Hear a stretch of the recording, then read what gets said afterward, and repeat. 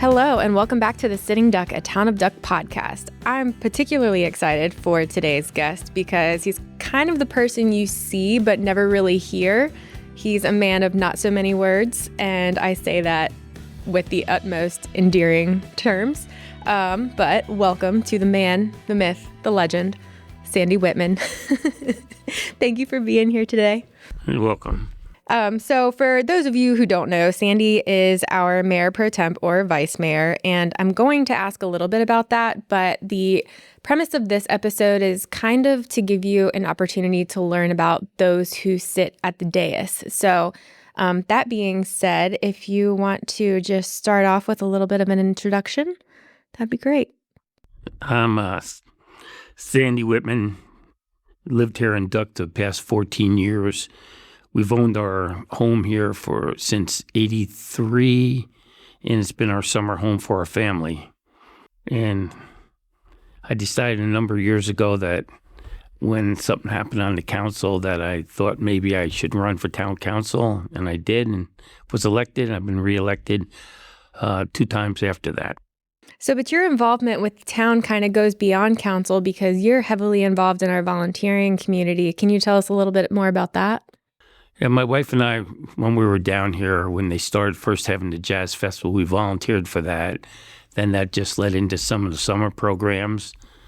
And there was a project when we moved here, they were redoing the boardwalk lighting, and I volunteered to help on it. Ended up doing, I think there's 276 lights on the boardwalk, and I maintain them somewhat now. They have a part-time maintenance man that does it most of the time. And there was other projects around I was invited to help with, and I just kept volunteering. And we're volunteering still today. What's your favorite thing to volunteer with, or favorite thing? I guess maybe what are your top 3? Because I know you do a lot, so I don't want to kind of pigeonhole you into picking just one. Some are volunteering for the events in the amphitheater, the concerts, maintaining the boardwalk, and basically anything that our maintenance technician might need some help with. So what do you feel like you personally get back from volunteering? Because it's for the town, but you enjoy doing it. And I'm talking about this a lot because if there's an event to be helped with, you're always there. So I know we're appreciative for everything that you do, but surely there's got to be something that you find rewarding out of it. It's rewarding. It's just something that makes you feel good after you've done it. And I enjoy it. It gives me something to do in my retirement. And you've met a lot of great people doing it too. Yes. And you all have kind of formed this close-knit community, and that's one word that we'll use a lot to describe the town. It's not so much a town as it is a community. And I mean, how would you say that volunteering plays into that? A lot. Probably when we first moved down here, we knew some people, not a lot. And our volunteering, we've met numerous people. Some have stayed, some have moved away, some have passed away. But it's just been a great community to be involved in. We have a group that meets in the morning between 7 and 8 at the coffee shop. Thursday nights, we go to Sweet Teas. Whenever there's a concert or an event in the amphitheater, we usually get together afterwards. It's just some great people in this town and great volunteers also. That's awesome. And it's, you kind of build these lifelong bonds. And I kind of want to segue back to, you said you moved here in '83? That's when we built our home. When you got your house. Okay. So we moved here in 2014. Okay. So where did you move from? Upstate New York, Kingston, New York. Kingston. So a few people might know where that is, but where was that? Northern New York? It's 90 miles above New York City and 50 miles south of Albany on the Hudson River. So what brought you down to Duck? The warmer water. My family used to vacation in New Hampshire, and I decided to go south to see if we could find warm water instead of cold water. And ironically, today, it's one of those anomaly winter days that pop up in spring. So it's like the weather knew you were coming today. Yes. Do you ever miss the snow? I mean, granted, we had some snow here, but do you ever miss the colder weather? Yes, I do. But you get to go back, though, right? I go back. I go back to see family, and one of my favorite sports is skiing. And our kids and our family grew up skiing. And it's just been a great way of life for our family, skiing. Both my daughters are ski racers, so we got to travel around the Northeast, having a great time with them. And you still ski too? Yes. Where's your favorite place to ski? Probably A Basin or Mad River in Vermont. Where's A Basin at? A Basin's in Colorado. Oh, wow. How often do you go out to ski? At least twice a year. That's as much as I can. How's that sound? do you do any like double diamond or black diamond trails? I'll say I can ski anything. Really? Or I will try anything. Wow. Okay. I personally did not know that. That's pretty impressive. So what is your, when you think about your day in Duck, if you were to meet someone who's never been here before, what would you tell them? Like, how would they spend their perfect day in Duck? First, I could say go to the Duck Cottage, have a cup of coffee in the morning, explore the boardwalk, explore our town park, our beaches, and then enjoy some of our great restaurants we have in town. What's your favorite local food? Oysters. Oysters. Any particular style? Whatever is fresh at the time. Any type of way. So when you also think about Duck, you've been here for what? You said 2014, right? Right. That'd be 16 years. 16 years. Okay. Mind you, I am not an accountant, so math is not my forte. But so you've seen Duck kind of grow. And it doesn't seem like, that time would amount to significant growth, but it kind of has. When you reflect on that growth, what does it mean to you? When we first came here, the subdivision that we are in wasn't even in existence. You used to be able to go on the beach and look up and down the beach, maybe see one other family on the beach. Now it's our overcrowded beaches, I'll call it, during the summer months. For 2 to 3 months a year, you can live with that when you got the rest of the year of calm. Mm-hmm. It's not lonely, but there's people around, but it's just a great place to relax. Mm-hmm. But you can't blame, during the summer when it does get populated, you can't blame people for coming here. I mean, Not that's at all. A great place to spend some time with your family and friends or just have that little bit of a retreat. So when you also think about Duck as a government, how long have you been on council for? This will be going on my 7th and 8th year.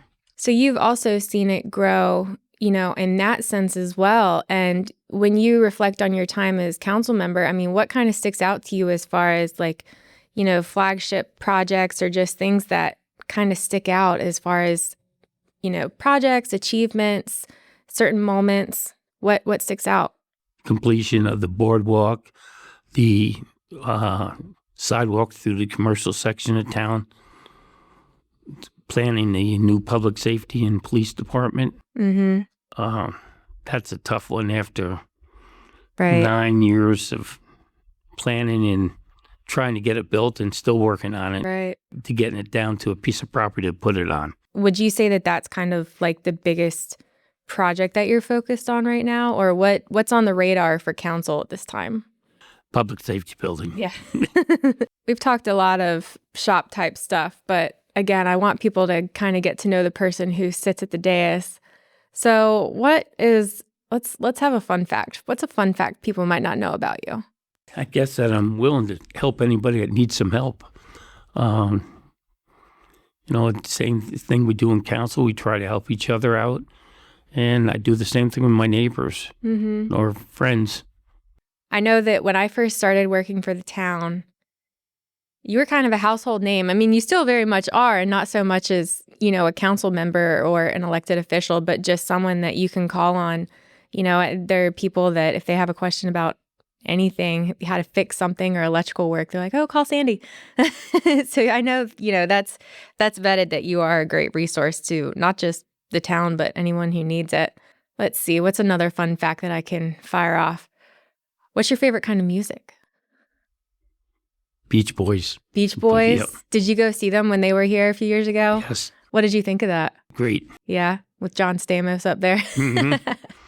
That was a fun show. Do you get to go out to the beach? Yeah, we try to go. Yeah. At least 2 or 3 times a week. Are you an early morning beach goer? and you kind of camp out all day, or what's your beach day look like? When the family's here, we try to camp out all day there. Yeah.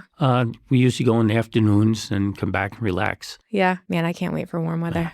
At least we're having cooler weather than it is out west or in the Northeast. What's it like out there? In the 70s. Oh, I know my sister is in Boston, and she got snow the other night. Uh-huh. I think she hasn't stopped getting snow.